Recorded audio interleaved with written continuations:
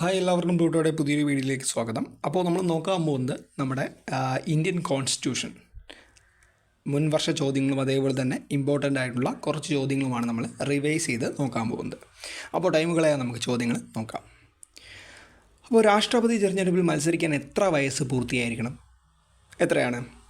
35 വയസ്സ് പൂർത്തിയായിരിക്കണം. അപ്പോൾ ഒരാൾക്ക് രാഷ്ട്രപതി തിരഞ്ഞെടുപ്പിൽ മത്സരിക്കണമെങ്കിൽ എത്ര വയസ്സ് പൂർത്തിയായിരിക്കണം? 35 വയസ്സ് പൂർത്തിയായിരിക്കണം. രാഷ്ട്രപതി സായുധ സേനകളുടെ തലവനായിട്ടുള്ള ആശയം ഇന്ത്യ കടം കൊണ്ടത് എവിടെ നിന്നാണ്? അത് USA നിന്നാണ്. അപ്പോൾ രാഷ്ട്രപതി സായുധ സേനകളുടെ തലവൻ എന്ന് പറയുന്ന ആശയം ഇന്ത്യ കടം കൊണ്ടത് ഏത് രാജ്യത്തു നിന്നാണ്? നമ്മുടെ അമേരിക്കയിൽ നിന്നാണിത് കടം കൊണ്ടത്. രാഷ്ട്രത്തലവന് നാമമാത്ര അധികാരം, ആ ആശയം ഏത് രാജ്യത്തു നിന്നാണ് ഇന്ത്യ കടം കൊണ്ടത്? അത് ബ്രിട്ടനിൽ നിന്നാണ്. അപ്പോൾ രാഷ്ട്രത്തലവന് നാമമാത്ര അധികാരം എന്ന് പറയുന്ന ആശയം ഏത് രാജ്യത്തു നിന്നാണ് ഇന്ത്യ കടം കൊണ്ടത്? അത് ബ്രിട്ടനിൽ നിന്നാണ് കടം കൊണ്ടത്. തിരഞ്ഞെടുക്കപ്പെട്ട രാഷ്ട്രത്തലവൻ എന്ന ആശയം ഇന്ത്യ ഏത് രാജ്യത്തു നിന്ന് കടം കൊണ്ടതാണ്?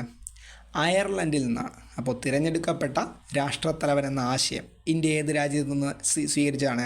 അത് അയർലൻഡിൽ നിന്ന് കോപ്പി ചെയ്തതാണ്. പാർലമെൻറ്റിൻ്റെ സമ്മേളനങ്ങൾ വിളിച്ചു കൂട്ടുന്ന ആരാണ്? അത് നമ്മുടെ രാഷ്ട്രപതിയാണ്. അപ്പോൾ പാർലമെൻറ്റിൻ്റെ സമ്മേളനങ്ങൾ വിളിച്ചു കൂട്ടുന്ന ആരാണ്? നമ്മുടെ രാഷ്ട്രപതിയാണ്. പാർലമെൻറ്റിലെ ഏതു സഭയെ പിരിച്ചുവിടാനാണ് രാഷ്ട്രപതിക്ക് അധികാരമുള്ളത്? ലോക്സഭയാണോ രാജ്യസഭയാണോ? അത് ലോക്സഭയാണ്. അപ്പോൾ പാർലമെൻറ്റിലെ ലോക്സഭയെ പിരിച്ചുവിടാൻ നമ്മുടെ രാഷ്ട്രപതിക്ക് അധികാരമുണ്ട്. രാജ്യസഭയെ എന്ത് ചെയ്യാൻ പറ്റില്ല? ആർക്കും പിരിച്ചുവിടാൻ പറ്റില്ല. ഒരു രാജ്യസഭാംഗത്തിൻ്റെ കാലാവധി എത്രയാണ്? അത് 6 വർഷമാണ്. ഒരു രാജ്യസഭാംഗത്തിൻ്റെ കാലാവധി എത്രയാണ്? 6 വർഷമാണ്. രാഷ്ട്രപതി തിരഞ്ഞെടുപ്പിനെ പറ്റി പ്രതിപാദിക്കുന്ന ഭരണഘടനാ അനുച്ഛേദം 54. ഇപ്പോൾ രാഷ്ട്രപതി തിരഞ്ഞെടുപ്പിനെ പറ്റി പ്രതിപാദിക്കുന്ന ഭരണഘടനാ അനുച്ഛേദം എത്രയാണ്? അനുച്ഛേദം 54. രാഷ്ട്രപതിയെ സ്ഥാനത്ത് നിന്ന് നീക്കം ചെയ്യുവാനുള്ള ഇംപീച്ച്മെൻറ്റ് നടപടികൾ വിശദീകരിക്കുന്ന അനുച്ഛേദം ഏതാണ്? അനുച്ഛേദം 61. അപ്പോൾ രാഷ്ട്രപതിയെ സ്ഥാനത്ത് നിന്ന് നീക്കം ചെയ്യുവാനുള്ള ഇംപീച്ച്മെൻറ്റ് നടപടികളെക്കുറിച്ച് വിശദീകരിക്കുന്ന അനുച്ഛേദം ഏതാണ്? അനുച്ഛേദം 61. രാഷ്ട്രപതിയുടെ അഭാവത്തിൽ അദ്ദേഹത്തിൻ്റെ ചുമതലകൾ ഉപരാഷ്ട്രപതി നിർവഹിക്കും എന്ന് പറഞ്ഞിട്ടുള്ള അനുച്ഛേദം ഏതാണ്? ആർട്ടിക്കിൾ 65. അപ്പോൾ രാഷ്ട്രപതി ഇല്ലാത്ത സമയത്ത് അദ്ദേഹത്തിൻ്റെ ചുമതലകൾ ഉപരാഷ്ട്രപതി നിർവഹിക്കുമെന്ന് പറഞ്ഞിട്ടുള്ള ആർട്ടിക്കിൾ ഏതാണ്? ആർട്ടിക്കിൾ 65.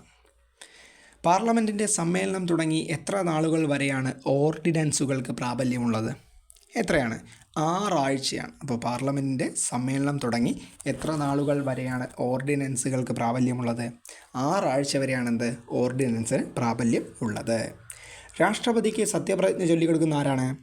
അത് സുപ്രീം കോടതി ചീഫ് ജസ്റ്റിസ് ആണ്. ഇപ്പോൾ രാഷ്ട്രപതിക്ക് സത്യപ്രതിജ്ഞ ആര് ചൊല്ലിക്കൊടുക്കുന്നു? സുപ്രീം കോടതി ചീഫ് ജസ്റ്റിസ് ചൊല്ലിക്കൊടുക്കുന്നു.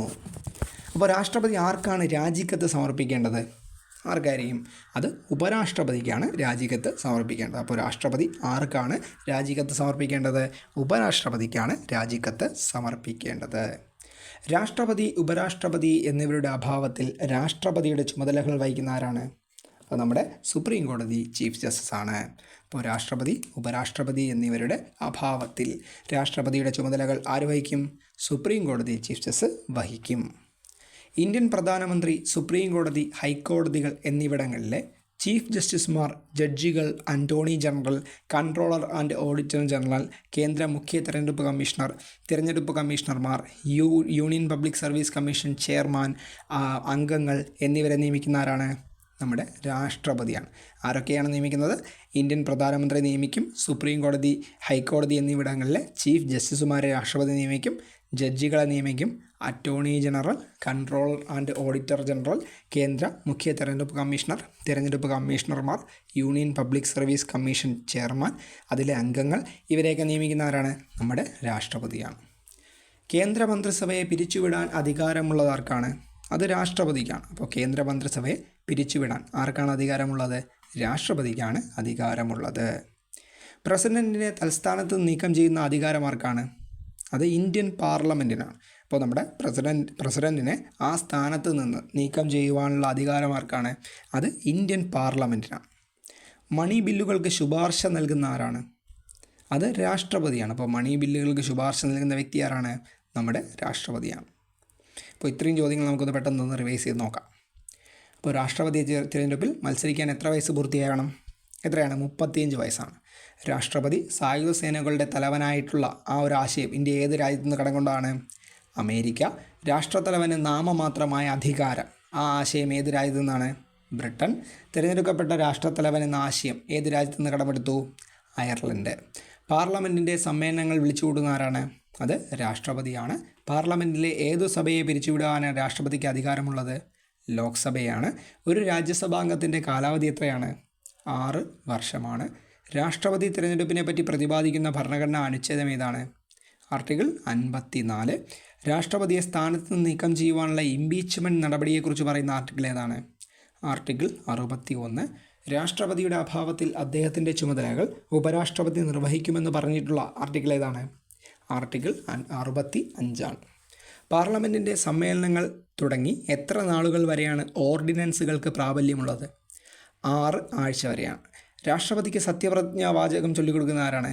അത് സുപ്രീം കോടതി ചീഫ് ജസ്റ്റിസാണ്. രാഷ്ട്രപതി രാജിക്കത്ത് സമർപ്പിക്കേണ്ടത് ആർക്കാണ്? ഉപരാഷ്ട്രപതിക്കാണ്.